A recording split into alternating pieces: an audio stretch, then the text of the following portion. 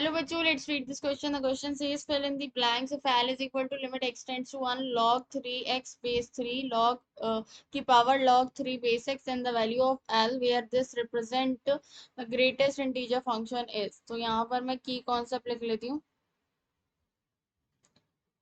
क्या है हमारा इस क्वेश्चन का की कॉन्सेप्ट कि अगर limit x tends to a 1 plus f x की पावर जी एक्स, ये हमारा किस फॉर्म में हो, 1 की पावर इंफिनिटी फॉर्म में हो, तो ये वैल्यू बराबर हो जाती है limit x tends to sorry e की power limit x tends to a f x into g x के बराबर हो जाती है. ठीक है, अब यहाँ पर मेरे पास ये क्या है, एल के बराबर है, तो L is equal to limit x tends to 1 log 3x base 3 की पावर log 3 बेस x.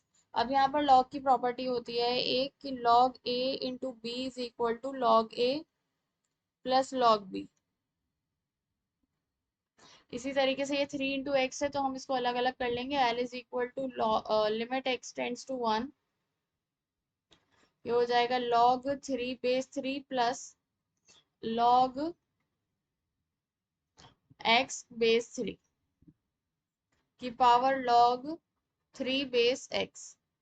ठीक है, तो इसकी वैल्यू जिसमें बेस और ये सेम होता है तो वो 1 के बराबर होती है. तो limit x tends to 1 1 plus log 3x log x base 3 की पावर log 3 बेस एक्स. अब यहाँ पे मैं 1 रखूंगी तो ये वैल्यू 0 के बराबर होती है, ये नॉट डिफाइंड इन्फिनिटी, तो ये हमारे पास किस फॉर्म में बन जाएगा, 1 की पावर इन्फिनिटी फॉर्म में बन जाएगा. यही बन रहा है सेम 1 प्लस एफ एक्स की पावर जी एक्स, तो एफ एक्स कितना हो जाएगा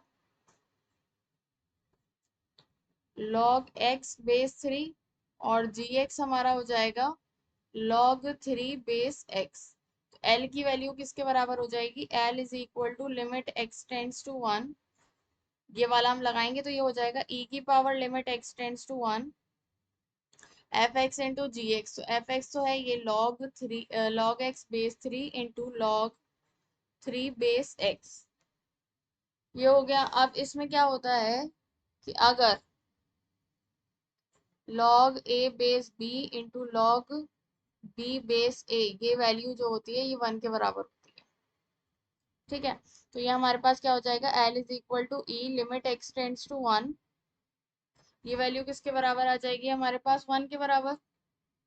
ठीक है, तो ये L की वैल्यू कितनी आ गई, E के बराबर. L is equal to e की power 1 which is equal to e. तो L is equal to e, e की वैल्यू क्या होती है 2.718 करके होती है. ठीक है, अब हमें क्या बताना है, ग्रेटेस्ट इंटीजर L निकालना है.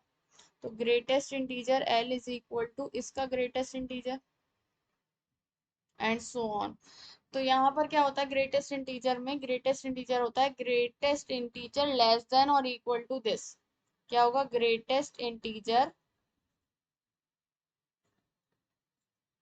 लेस देन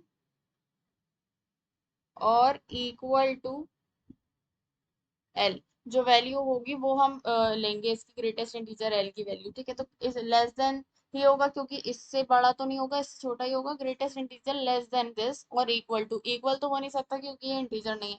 लेस देन क्या होगा इसका ग्रेटेस्ट इंटीजर 2, तो greatest integer of L is equals to 2. Okay, so the final answer is greatest integer of L is equal to 2. Hope you understood it well. Best of luck. Thank you.